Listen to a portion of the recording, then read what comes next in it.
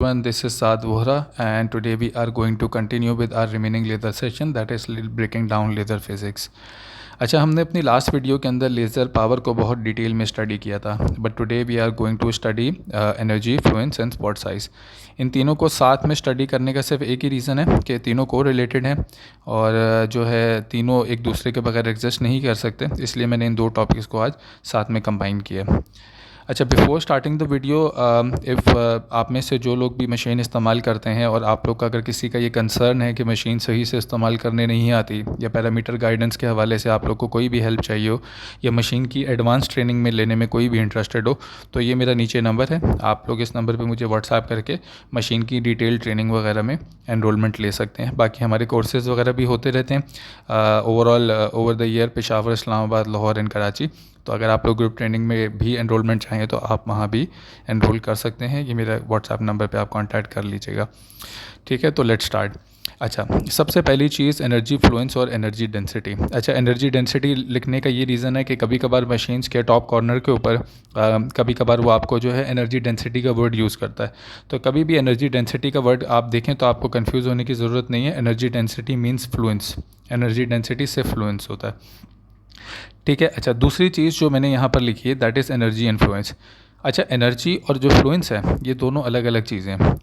अच्छा, एनर्जी वो चीज़ है जो कि मशीन डिलीवर कर रही है, फ्लुएंस वो चीज़ है जो कि हम अचीव कर रहे हैं। तो अभी हम इसको डिटेल में स्टडी करते हैं, लेकिन सबसे पहली चीज़ एनर्जी क्या है। हम एनर्जी देखें बहुत सारी टाइप्स की हैं, लेकिन हमारे लिए वो सारी रेलेवेंट नहीं है। हमारे लिए वो रेलेवेंट है जिसको हम लेज़र के साथ करते हैं, and that is thermal energy. Thermal energy कौन सी टाइप की एनर्जी है? Thermal energy basically, for example आपने कुछ गर्म करने रखा है चूल्हे के ऊपर, आपने हाथ रख दिया, आपका हाथ जो है फॉर एग्जांपल उस चूल्हे से या वो सब जो भी ऑब्जेक्ट है उसके थ्रू आपका हाथ जल जाता है। तो ये जो ट्रांसफ़र ऑफ एनर्जी है इसको हम थर्मल एनर्जी कहते हैं, ठीक है। ये जो ट्रांसफ़र ऑफ एनर्जी है इसको हम थर्मल एनर्जी कहते हैं, और यही वो एनर्जी है जो कि हम अपनी मशीन्स के अंदर इस्तेमाल करते हैं। तो इस एनर्जी के अंदर क्या होता है कि ये जो पार्टिकल्स हैं ये सिर्फ वाइब्रेट करते हैं। अच्छा, ये डेफिनेशन मैं आपको क्यों बता रहा हूँ, ये अगली आपको स्लाइड के अंदर समझ में आ जाएगी कि वाइब्रेशन ऑफ पार्टिकल्स या थर्मल एनर्जी का जो कॉन्सेप्ट है which is covered under the first law of thermodynamics. ये जो थर्मोडायनामिक्स जो चीज़ें आपको स्टेट करती हैं, जो चीज़ें बताती हैं, वही सारी चीज़ें हम अपनी जो लेज़र के ऊपर जो हम एप्लीकेशन कर रहे हैं, अपनी जो भी चीज़ें जो अप्लाई कर रहे हैं वो तमाम चीज़ें यहाँ पर भी अप्लाई होंगी। तो यानी अगर आप थर्मल एनर्जी के कोई रूल्स को पढ़ रहे हैं, कहीं भी पढ़ रहे हैं, हो सकता है किसी ने क्लास 12 में पढ़ा, हो सकता है किसी ने जो है क्लास 9-10 में बेसिक फिजिक्स में पढ़ा हो, thermal energy first law of thermodynamics तो हर जगह पढ़ाते हैं। तो ये बेसिक्स जो भी थर्मल एनर्जी के लॉ है ना वो सारे के सारे इधर इम्प्लीमेंट होते हैं। अब उसको किस तरीके से हम इम्प्लीमेंट करते हैं इसको हम अभी आके डिटेल में देखते हैं। सबसे पहली चीज़, थर्मल एनर्जी की कंडक्शन और हीट ट्रांसफ़र रेशो।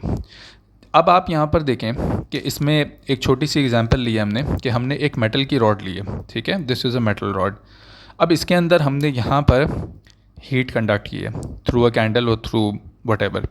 अच्छा, अब मैंने जब हीट कंडक्ट की है तो व्हाट यू कैन सी कि ये वाला जो पार्ट है ये हीट बहुत ज़्यादा कंडक्ट कर रहा है, यानी यहाँ पर टेम्परेचर बहुत ज़्यादा है, यानी यहाँ पर जो पार्टिकल्स के वाइब्रेशन है वो सबसे तेज़ है।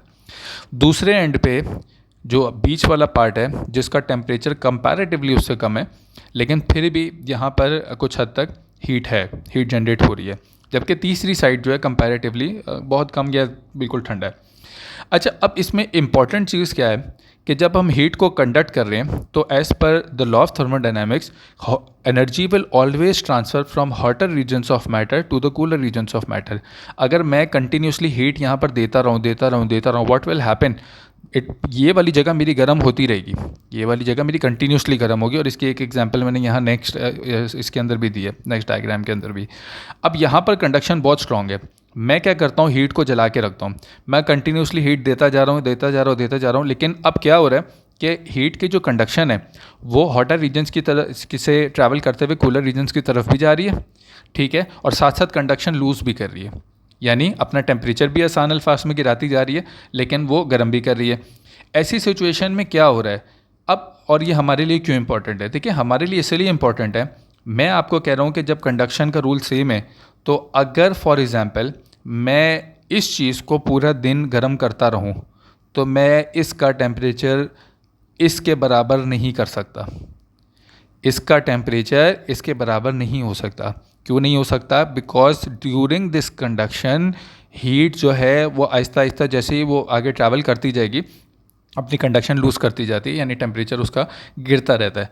और यही सेम प्रिंसिपल हमारी स्किन के अंदर भी अप्लाई हो रहा होता है कि जैसे ही हम कंडक्शन स्किन के अंदर कर रहे होते हैं तो आपके जो डीपर फॉलिकल्स हैं या वो सेल्स जो कि डीप रिसाइड कर रहे हैं उनके ऊपर अगर मैं पूरा दिन उनको बर्न करता रहूं तो मेरी स्किन बर्न हो जाएगी, लेकिन मैं यहाँ के लोगों को या यहाँ के सेल्स को, टिश्यूज़ को मैं नहीं छेड़ सकता। ज़्यादा इनफैक्ट इंजरी नहीं दे सकता। माइल्ड इंजरीज दी जा सकती हैं, ज़्यादा नहीं दी जा सकती। तो कहने का मकसद ये है कि इसको भी हम बहुत सारे तरीके हैं डील करने के, वो मैं इंशाल्लाह अगली वीडियोज़ में कवर करूँगा। लेकिन अभी क्योंकि हमारा कॉन्सेप्ट आज थर्मल एनर्जी और फ्लुएंस का है तो हम इसको यहीं तक इसको लिमिट करेंगे।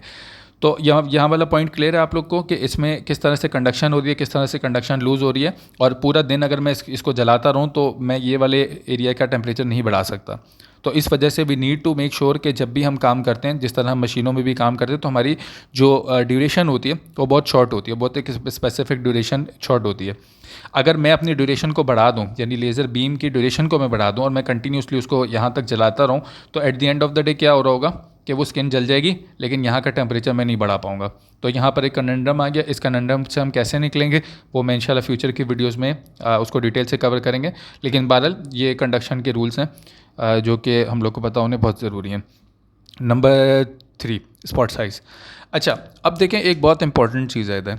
स्पॉट साइज़ को हम मेजॉरिटी जो यूज़र्स हैं बहुत ज़्यादा इग्नोर करते हैं, जबकि स्पॉट साइज़ की इतनी रेलेवेंस है हमारी मशीन के अंदर कि अगर मशीन के अंदर स्पॉट साइज़ एक्यूरेट ना हो तो आप कभी भी प्रॉपर या एक्यूरेट रिज़ल्ट्स अचीव कर ही नहीं सकते।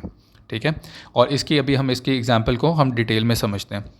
अच्छा, एक और चीज़ जिसमें मैं यहाँ भी मैंने पावर डेंसिटी हाईलाइट कर दी। ये छोटे छोटे जार्गन्स मैं खुद ही यूज़ कर रहा हूँ, साथ साथ मैं आपको बताता जा रहा हूँ। मैंने कहा कि ये वर्ड्स आप देखते रहें तो कहीं कंफ्यूज नहीं होइएगा। पावर डेंसिटी जो होती है बेसिकली इट्स सिंपली जो आपकी क्या कहते हैं, जिस तरह हमने फ्लुएंस को देखा था जो कि एनर्जी की कॉन्सेंट्रेशन ऑफ स्पॉट, एनर्जी की जो कॉन्सेंट्रेशन है स्पॉट के अंदर, उसको हम फ्लुएंस कहते हैं। इसी तरह पावर की जो कॉन्सेंट्रेशन है उसको हम पावर डेंसिटी कहते हैं।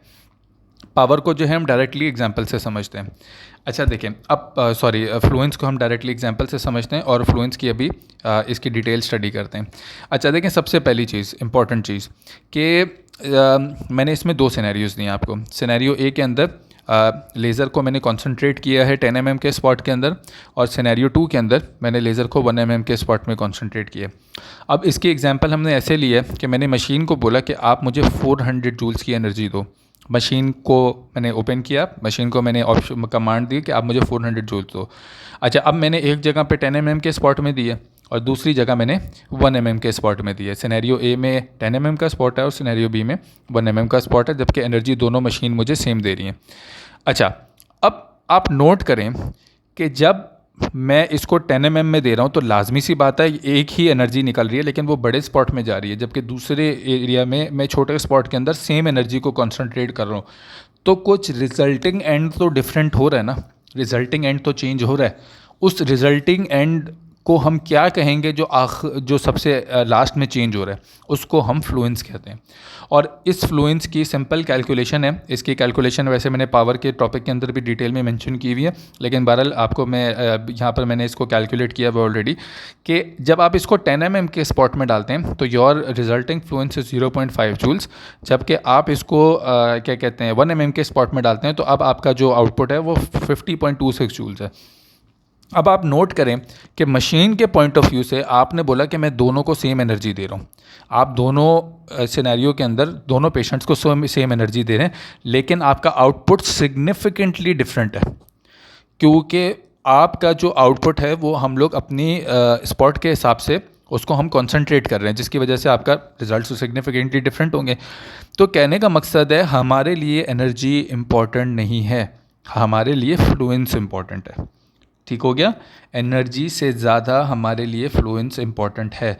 If you don't know what fluence your machine is producing then you can never achieve good results from your machine.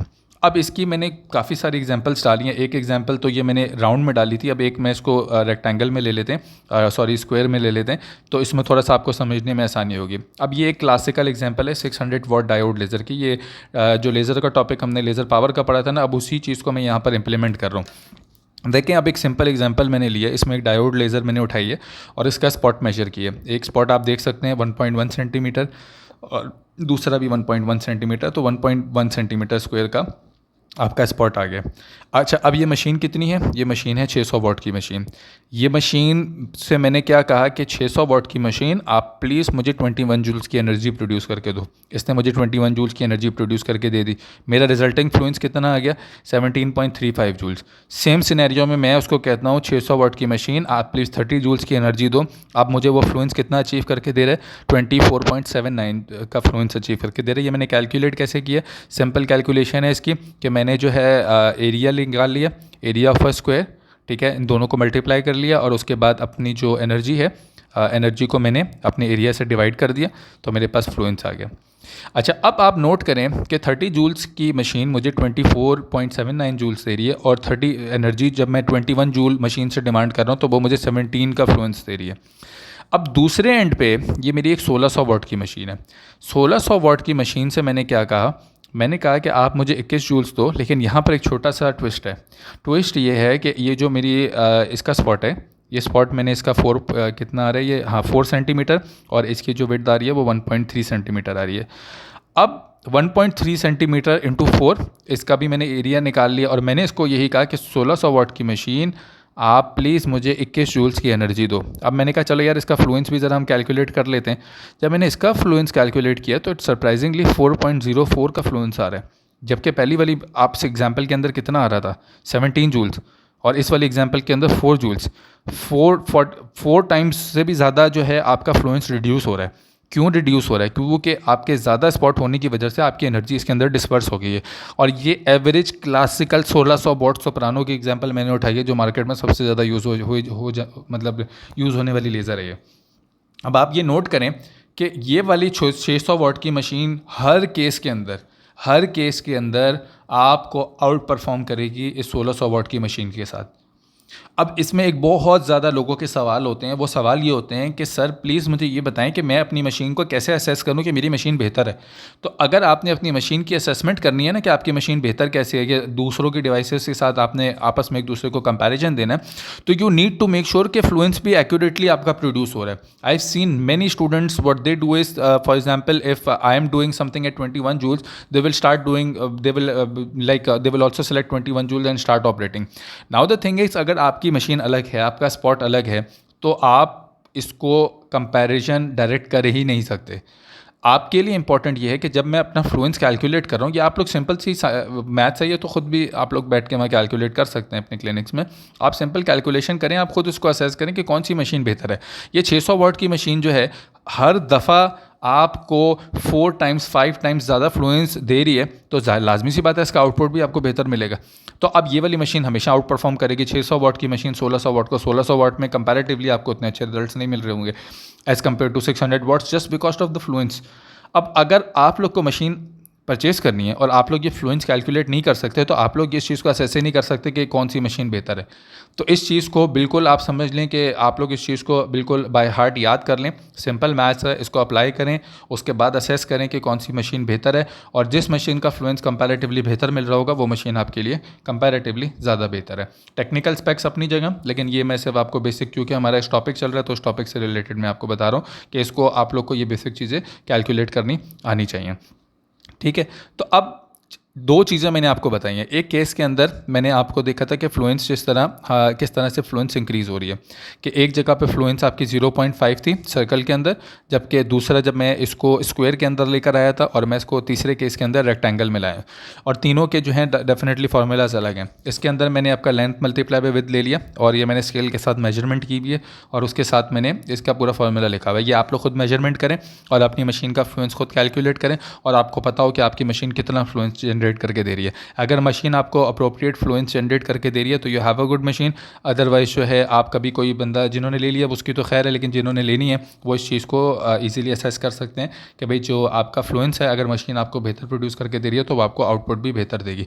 और ये सेम साइंस आपकी Nd:YAG के अंदर भी एप्लीकेबल है। Nd:YAG चाहे आपकी पिको लेज़र हो, क्यू स्विच लेज़र्स हो या लॉन्ग पल्स Nd:YAG हो, ऑल 3 लेज़र्स के अंदर आपके ये चीज़ें एप्लीकेबल हैं कि अगर आप स्पॉट को चेंज करते हैं तो आपका फ्लुएंस जो है सिग्निफिकेंटली चेंज होता रहता है। अब नॉर्मली क्या होता है, ये तो खैर डायोड के अंदर तो ईजी है कंपैरेटिवली कैलकुलेट करना, लेकिन जब Nd:YAG लेज़र्स के अंदर आप आते हैं ना तो उसके अंदर क्या होता है कि आपको जब स्पॉट साइज़ चेंज कर रहे होते हैं ना तो मशीन्स के अंदर अक्सर आउटपुट नहीं भी दिया जा रहा होता। तो उसमें क्या होता है कि आपको पता नहीं चलता कि मुझे कितना फ्लुएंस जनरेट हो रही है मशीन, कितना फ्लुएंस जनरेट करके दे रही है मशीन। तो आप उसके लिए क्या कर सकते हैं, उसकी भी कैलकुलेशन थोड़ी सी सिंपल है, वो मैंने पावर के टॉपिक में ऑलरेडी कवर की हुई है। तो आप इसको क्या करते हैं कि अपना सिर्फ ये सरकमफ्रेंस है उससे आप एरिया निकाल के उसको डिवीजन ले लेते हैं तो आपका फ्लुएंस आ जाता है। लेकिन जो इंपॉर्टेंट चीज़ मुझे यहाँ हाईलाइट करनी है वो ये है कि आप ये देखें कि मैंने सिर्फ अपना स्पॉट को 10 से 1 mm किया तो मेरा जो फ्लुएंस है वो 100 टाइम्स बढ़ चुका है। 100 टाइम फ्लुएंस बढ़ रहा है, और जबकि मेरा स्पॉट है वो सिर्फ 10 टाइम्स मैंने उसको कम किया। तो इतना सिग्निफिकेंटली फ़र्क पड़ता है। एक एक स्पॉट साइज़ को 1 mm छोटा करने से आपका फ्लुएंस बहुत ज़्यादा बढ़ता रहता है। तो आपको ये चीज़ का ख्याल रखना है कि इससे ज़्यादा इम्पॉर्टेंट चीज़ जो है वो ये है, ठीक है। तो इसको आप लोग कैलकुलेट करना सीख लें, और बाकी मज़ीद अगर इसमें कोई ट्रेनिंग वगैरह की किसी को कोई नीड हो तो मेरे नंबर पे प्लीज़ कांटेक्ट कर सकते हैं। तो हमारा जो नेक्स्ट टॉपिक होगा इंशाल्लाह वो थर्मल रिलैक्सेशन टाइम या पल्स विथ का होगा, और इंशाल्लाह जो है वो हम अपनी नेक्स्ट वीडियो में कवर करेंगे। Thank you so much. अल्लाह हाफ़िज़।